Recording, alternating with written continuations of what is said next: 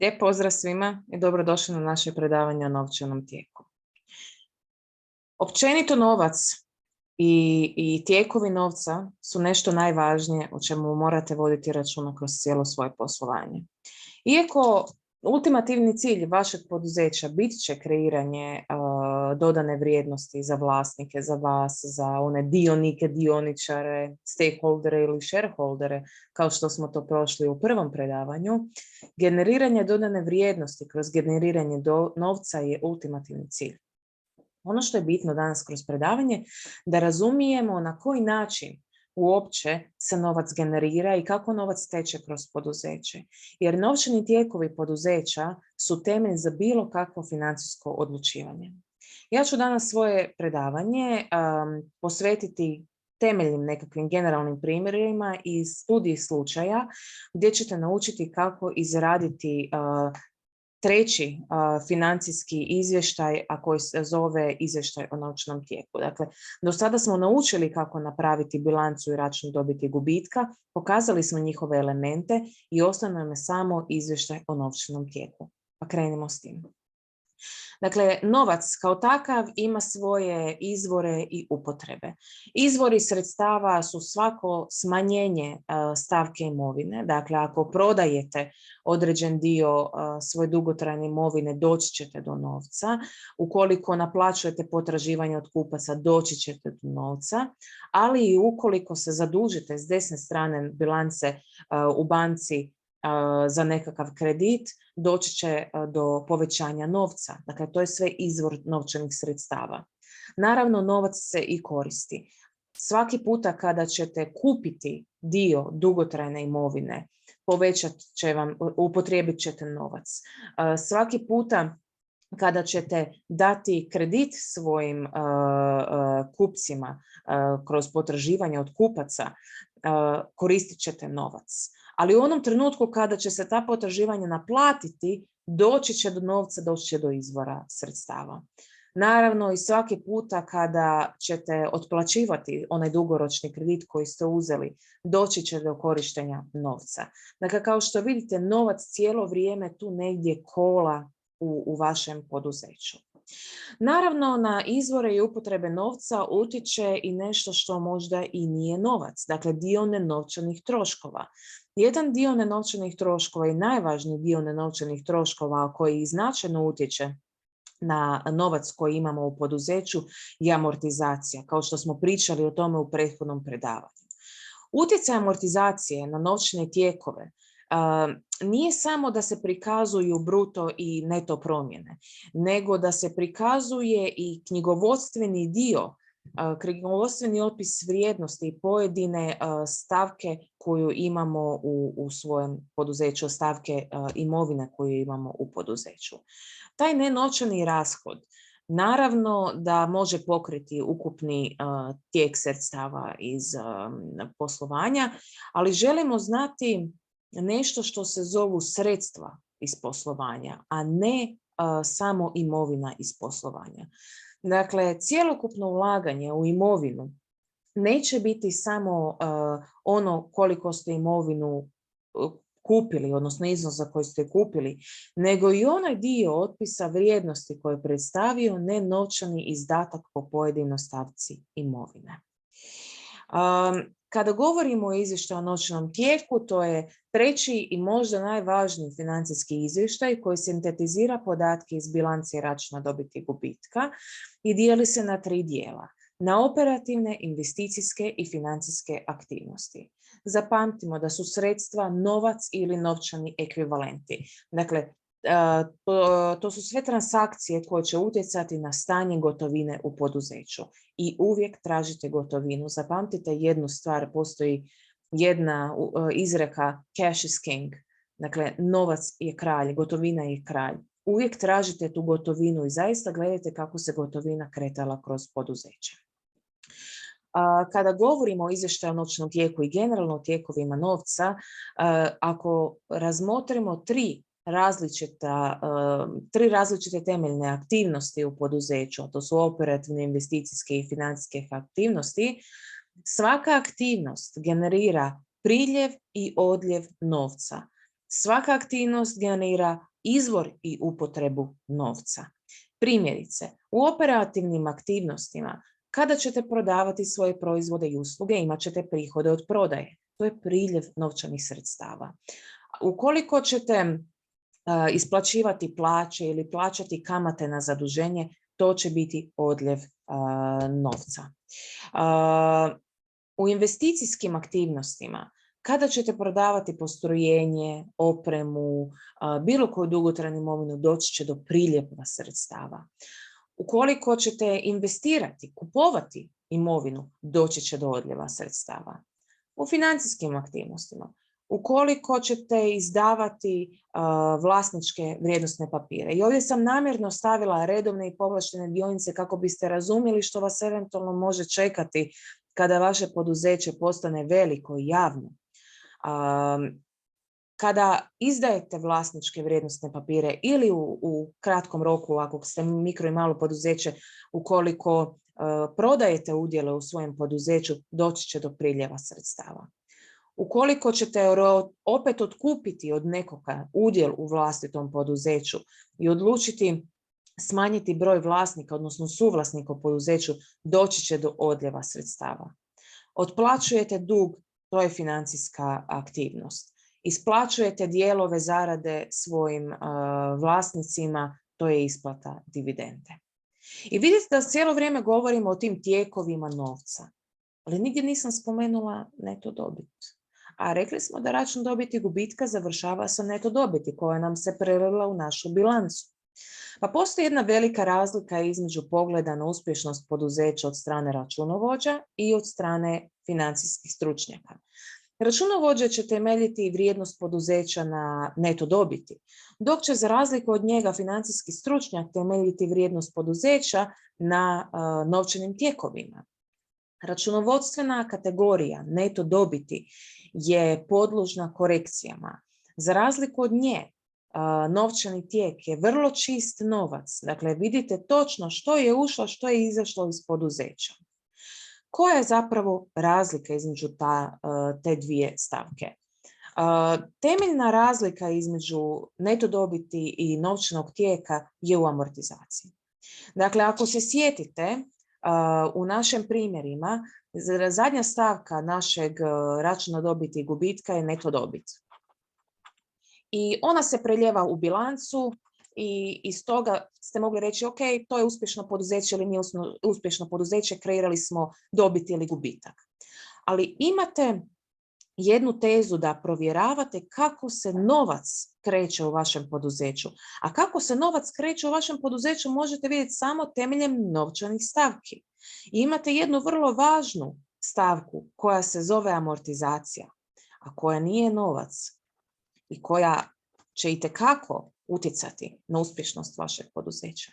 Jer ono s čime ćete u ranim fazama završavati, s tim novcem, u ranim fazama svojeg poslovanja s kojim ćete završavati, jako puno će govoriti o tome koliko ćete biti likvidni i solventni u dolazećim periodima. Idemo pogledati jedan primjer. Dakle, idemo pogledati jedan primjer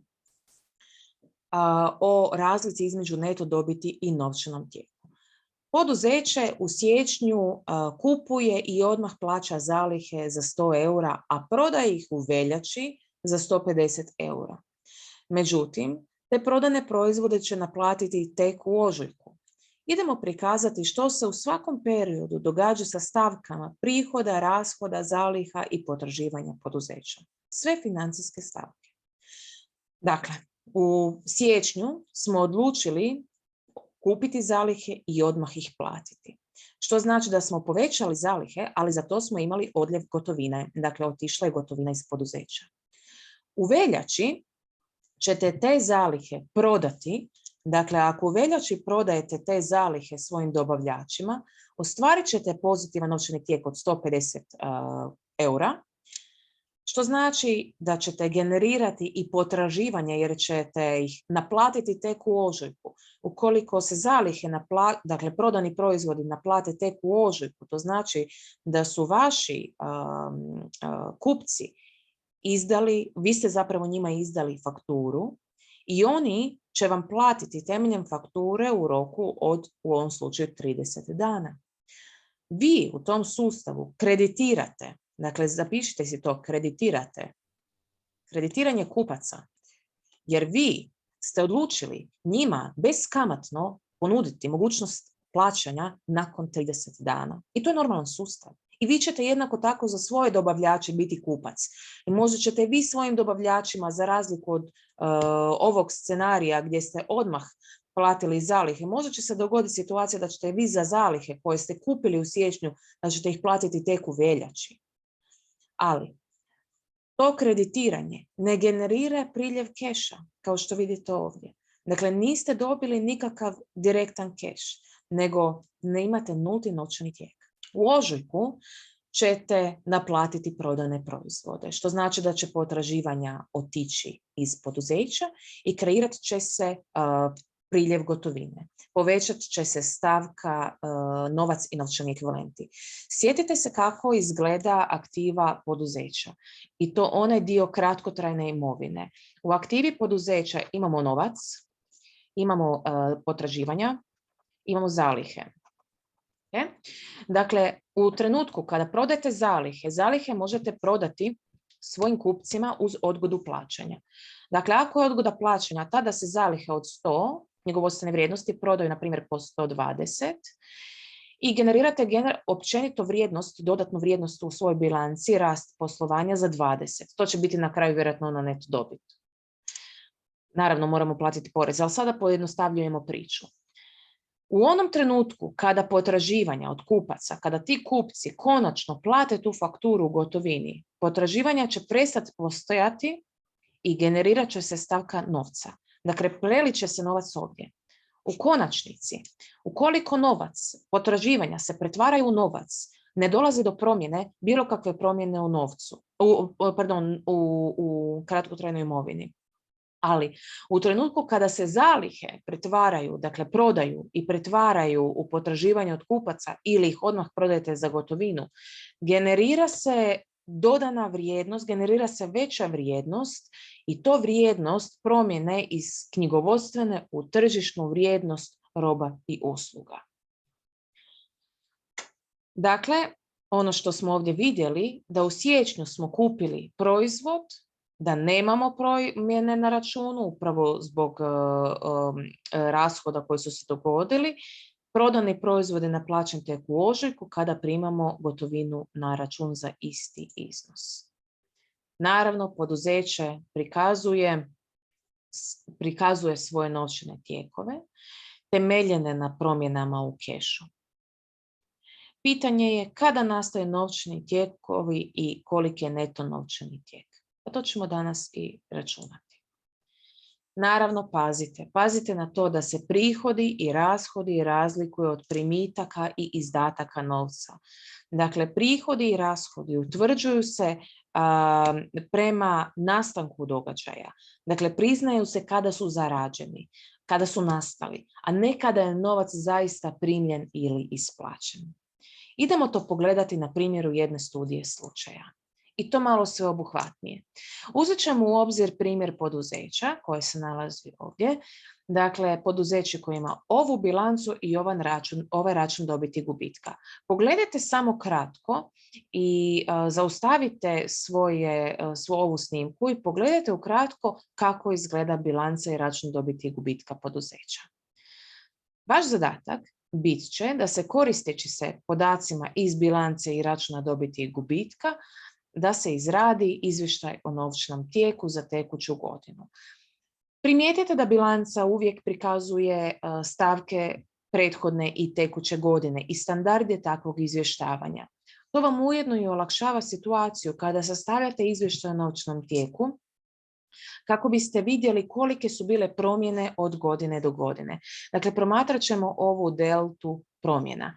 Dakle, ako je novac na računu iz prethodne na tekuću godinu porastao za 1, pazite, ovaj 1 i tako sve ostale stavke koje poredamo, ovaj 1 i promjena novca na računu biti će kontrolna stavka koliko vam cjelokupan izvještaj o novčanom tijeku treba ispasti. Pa idemo to pokušati riješiti. Slobodno snimku zaustavljajte trenucima kada mislite da ide prebrzo. Dakle, izvještaj o noćnom tijeku rekli smo da se sastoji od nekoliko različitih aktivnosti. Prvi dio aktivnosti radit ćemo za ove operativne aktivnosti. Operativne aktivnosti, odnosno noćni tijek iz operativnih aktivnosti, njegova formula glasi neto dobit plus amortizacija minus promjene u neto obrtnom kapitalu. A neto obrtni kapital je razlika između sve kratkotrajne imovine i svih kratkotrajnih obveza. Kada govorimo o promjenama u neto obrtnom kapitalu, promjene su inverzne u određenom dijelu. Primjerice, upotreba novca je kada povećavate aktivu, odnosno imovinu, ili smanjujete pasivu, odnosno obveze. I kako je to upotreba novca, znate da se radi o odljevu sredstava, tako da ćemo te elemente i oduzimati. Samo da se jednu kratku stvar vratim natrag. Dakle, prije što krenemo u ovo, prije nego što krenemo, trebali biste vidjeti kolike su bile promjene od godine do godine. I sve ih ovdje izliste. Zalihe su promjene sa 12 na 5, dakle za minus 7. Potraživanja od kupaca su porasla za 5. Kratkotrajna imovina, ovo je sumativna stavka. Neto dugotrajna imovina se povećala za 10 i tako sve redom. Napravite promjene u bilanci od godine do godine, biti će vam mnogo lakše sastaviti izvještaj o novčanom tijeku. Dakle, krećemo sa redovnim aktivnostima. Od neto dobiti, na neto dobiti dodajemo amortizaciju i idemo vidjeti što se događalo sa obrtnim kapitalom. U obrtnom kapitalu vidjet ćete da imamo ovdje povećanje zaliha i skroz to povećanje kupaca. To je kratkotrajna imovina. Povećanje obveza prema dobavljačima, povećanje obveza za porez i povećanje obveza za plaće, to su sve stavke kratkotrajnih obveza. I pogledajte, točno takve ih i napišete kako biste znali točno koji tip novčanog tijeka ovdje dolazi. Sve stavke, kada zbrojimo, dobit ćemo stavku koja se zove novčani tijek iz poslovnih aktivnosti. To je izvještaj o novčanom tijeku i to baš te poslovne, odnosno redovne, odnosno operativne aktivnosti. Drugi dio novčanog tijeka su investicijske aktivnosti.